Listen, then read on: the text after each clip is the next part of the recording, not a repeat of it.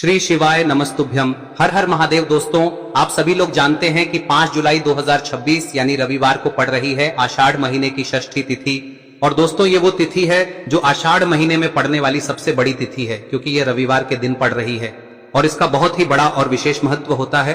पूज्य गुरु जी ने कहा है, अगर कभी भी मौका लग जाए और आषाढ़ महीने की षष्ठी तिथि रविवार को पड़ जाए तो आप लोगों को 1 दीपक और 11 चावल के दाने वाला उपाय तो अवश्य ही करना चाहिए। और इन दोनों का संयोग बहुत ही कम आता है। और दोस्तों, पूज्य गुरु जी ने अपनी शिव महापुराण की कथा में बताया है, इस दिन आपको 11 चावल दाने वाला उपाय तो अवश्य ही करना चाहिए, क्योंकि ऐसा दिन पूरे साल में सिर्फ एक ही बार आता है।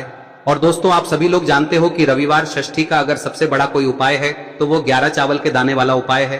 तो दोस्तों, इस रविवार के दिन आप लोगों को इस 11 चावल दाने वाले उपाय को जरूर करना है।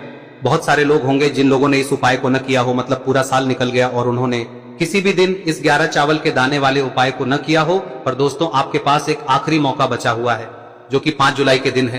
तो इस दिन आप लोगों को इस वाले उपाय को जरूर कर लेना है, भले ही आपने पूरे साल भर इस उपाय को ना किया हो। पर अगर आपने इस आषाढ़ महीने में पड़ने वाली षष्ठी तिथि के दिन अगर इस वाले उपाय को कर लिया तो आपको इस उपाय को करने का वो फल मिलेगा जिसकी आपने कभी कल्पना भी नहीं करी होगी। इसीलिए आप लोग इस वाले उपाय को एक बार जरूर कर लेना, ताकि आप लोगों के हाथ से यह मौका ना जा सके और आपको इस उपाय को करने का फल मिल सके।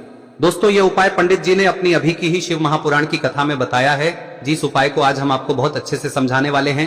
इस वीडियो को देखने के बाद इस उपाय को समझने के लिए आपको कोई और वीडियो को देखने की जरूरत नहीं पड़ेगी। तो चलिए दोस्तों, उपाय को शुरू करते हैं। देखिए, यह इस आषाढ़ महीने के रविवार के दिन यह इतना खास होता है, इतना महत्वपूर्ण होता है। देखा गया है कभी कभी बड़े बड़े पूजा पाठ अनुष्ठान से जो मनोकामना पूर्ण नहीं होते, वो इस आषाढ़ महीने के षष्ठी के दिन एक छोटे से उपाय करने से ही आपकी मनोकामना पूर्ण हो जाती है। और बहुत सारे लोगों ने इस उपाय को किया भी है और उनको इस उपाय को करने का फल भी जरूर मिला है। अगर आप लोग भी इस उपाय को रविवार षष्ठी के दिन करना चाहते हैं तो आप इस उपाय को पहले अच्छे से समझ लेना, सुन लेना, उसके बाद करना।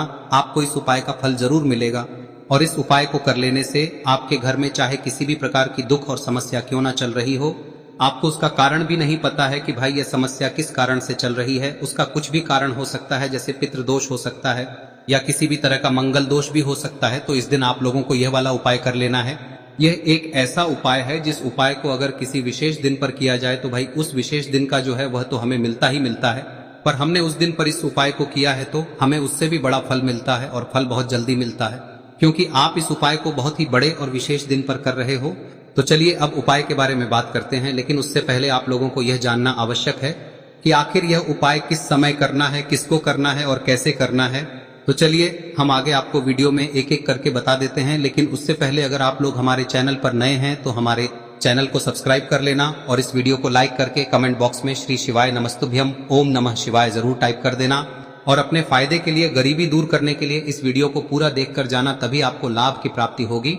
यदि आज आपने वीडियो को बीच बीच में से देखा, काट काट कर देखा, तो आपको जीवन में कभी सफलता हासिल भी नहीं। तो दोस्तों, इस 11 चावल के दाने वाले उपाय को हमें इस रविवार के दिन कैसे करना है, किसको करना है, किस समय करना है और कहां पर करना है, ये सारे सवालों के जवाब आपको इस वीडियो में मिल जाएंगे। और जो ये वीडियो देखेगा भाई, उसको 11 चावल के दाने वाला उपाय जरूर करना चाहिए, क्योंकि इस दिन एक चावल के दाने का भी बहुत ही बड़ा और विशेष महत्व होता है। और जब बात आ जाए 11 चावल के दाने की तो ये सोने पे सुहागा वाली बात हो जाती है, और ये एक बहुत ही बड़ा उपाय हो जाता है इस रविवार षष्ठी तिथि का। तो अब दोस्तों, इस 11 चावल के दाने वाले उपाय को आखिर करना किसको है, सबसे पहले हम लोग वो बात जान लेते हैं। तो देखो, घर की जो बड़ी माताएं बहनें होती हैं, उन माताओं बहनों में से कोई भी एक बड़ी माता बहन इस वाले उपाय को कर सकती है। और दोस्तों, अगर आप चाहें तो अपने घर में से सभी सदस्यों को भी इसको करवा सकते हैं। अगर किसी व्यक्ति की खुद की कोई मनोकामना है, खुद की कोई दुख और परेशानी है जो कि वो अपने लिए ही करना चाहता है इस वाले उपाय को, तो वह खुद अपने लिए भी कर सकता है। बाकी अगर कोई घर में से ऐसा है जो कि अपने पूरे घर परिवार की सुख और शांति के लिए ये वाला उपाय करना चाहता है, तो भाई वो भी कर सकता है, उसमें भी कोई दिक्कत वाली बात नहीं है। कहने का मतलब यह है कि इस उपाय को हर के सदस्य भी कर सकता है, और पूरे घर परिवार के सदस्य के लिए घर की बड़ी माताओं बहनों में से कोई एक माता बहन भी कर सकती है। माताएं बहनें अगर घर में उपस्थित ना हो या वो ये वाला उपाय ना कर पा रही हो, तो फिर घर का कोई बड़ा सदस्य भी इस 11 चावल के दाने वाले उपाय को कर सकता है, चाहे फिर वो पुरुष ही क्यों ना हो, उसमें कोई भी दिक्कत वाली बात नहीं है। अब दोस्तों, इस 11 चावल के दाने वाले उपाय को हमें करना कहां पर है, हमें इसे शिवजी के मंदिर में जाकर करना है। बहुत सारे लोग प्रश्न करते हैं उपाय को करते समय, क्या हम इस उपाय को घर पर कर सकते हैं? तो इस वाले उपाय को आप घर पर नहीं कर सकते हो। इस वाले उपाय को करने के लिए आपको शिव जी के मंदिर ही जाना पड़ेगा। उसके बाद में दोस्तों जो अगला प्रश्न निकल कर आता है वो ये आता है इस उपाय को लेकर कि आखिर इस उपाय को हमें किस समय करना है, सुबह के समय करना है कि शाम के समय करना है? तो देखो इस वाले उपाय को आप लोग सुबह के समय भी कर सकते हो और शाम के समय प्रदोष काल में भी कर सकते हो। अब अगर आप पूछो कि भाई सबसे उत्तम समय कौन सा रहेगा इस 11 चावल के दाने वाले उपाय को करने का, तो हम आपसे बस यही कहेंगे कि इस उपाय को आप सुबह के समय करेंगे तो ज्यादा बेहतर होगा। बाकी अगर प्रदोष काल शाम के समय भी करेंगे तो भी अच्छा होगा, उसमें कोई भी दिक्कत वाली बात नहीं है। तो अब दोस्तों जो अगली सबसे बड़ी और महत्वपूर्ण बात आती है वो ये आती है कि सुबह अगर हम उपाय को करेंगे तो हमें कितने बजे से लेकर बजे तक के बीच में करना है, और शाम के समय प्रदोष काल में करेंगे तो हमें कितने बजे से लेकर कितने बजे के बीच में करना है। तो देखो सुबह जितनी जल्दी हो सके आप उपाय को करने की कोशिश करना।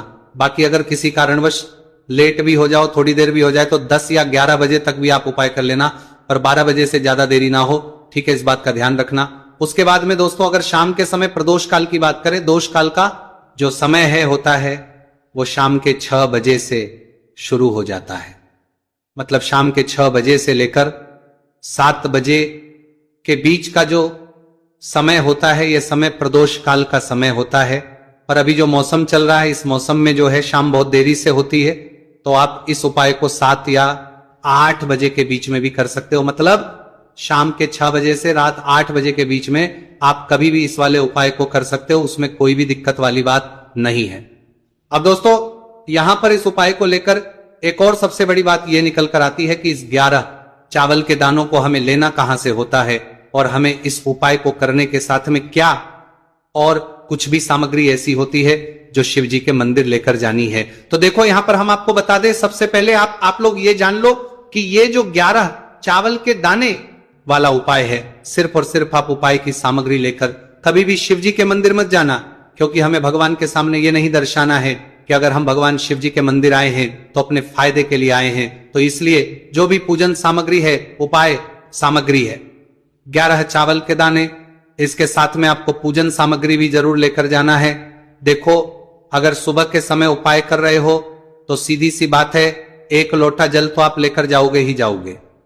वही 1 लोटा जल अगर मिट्टी का जल हो तो बहुत अच्छा रहेगा। मिट्टी का जल कैसे बनाया जाता है इसके लिए हमने पहले से बहुत सारी वीडियोस बना दी है। आपके पास इस दिन एक आखिरी मौका रहेगा मिट्टी का जल शिवजी पर चढ़ाने का और उपाय को करने का, बहुत बड़ा आपको इस दिन फल मिलेगा। तो इसलिए इस दिन हो सके तो भाई मिट्टी का जल चढ़ाना, तो अपने साथ में कम से कम 1 लोटा जल तो आपको लेकर जाना ही जाना है। अगर मिट्टी का जल नहीं है तो घर का जल भी आप इस्तेमाल कर सकते हो। इसके अलावा जो भी पूजन सामग्री है, देखो 11 चावल के दाने ये अलग आपके रहेंगे और जो आपकी पूजन सामग्री रहेगी वो अलग रहेगी। पूजन सामग्री में आप जो भी चीज लेकर जाना चाहे वो लेकर जा सकते हैं, उसमें कोई भी दिक्कत वाली बात नहीं है। वही अगर हम बात करें शाम के समय की, तो शाम के समय शिवजी पर जल नहीं चढ़ता है, इसीलिए शाम के समय आप लोग एक दीपक तैयार कर ले जो कि गोलबत्ती का, आटे का, शुद्ध देसी गाय का घी का होगा है। इस बात का आप लोगों को ध्यान रखना है और इस दीपक को आपको घर से जलाकर नहीं लेकर जाना है, भगवान शिव जी के मंदिर में जाकर ही जलाना है। इस बात का भी आप लोगों को ध्यान रखना है। अब दोस्तों यहां पर हमें इस बात को समझना है कि ये 11 चावल के दाने हमें लेना कहां से है, क्या हमें दुकान से लेकर आना है या हमें अपने घर से लेना है या कहां से लेकर आना है और कौन से चावल लेना है, क्योंकि चावल भी बहुत प्रकार के होते हैं। तो देखो इन सभी सवालों के जवाब आप लोग एक बात में सुन लो कि भाई ये जो है इस उपाय में आपको ये नहीं देखना है कि भाई कौन से चावल है कौन से चावल नहीं है। बस जो भी चावल ले रहे हो वो चावल का दाना सबूत होना चाहिए, मतलब साबुत होना चाहिए, टूटा हुआ नहीं होना चाहिए, कटा पीटा नहीं होना चाहिए। ये बात आपको ध्यान रखना है। बाकी आपका चावल बासमती हो या सादा चावल हो या कोई सा भी चावल हो, उसमें कोई भी दिक्कत वाली बात नहीं है। तो सीधी सी बात है कि आपके घर के रसोई घर में जहां पर आप भोजन बनाते हो वहां पर जो भी चावल आपके उपस्थित हो उन चावलों में से अपनी 1 कटोरी लेना या 1 मुट्ठी चावल अलग से निकाल कर रख लेना, क्योंकि हम 11 चावल ही यहां पर इस उपाय में लेने वाले हैं। तो हमें ये चावल के दाने गिनकर निकालने पर डटेंगे। इस बात का आप लोगों को ध्यान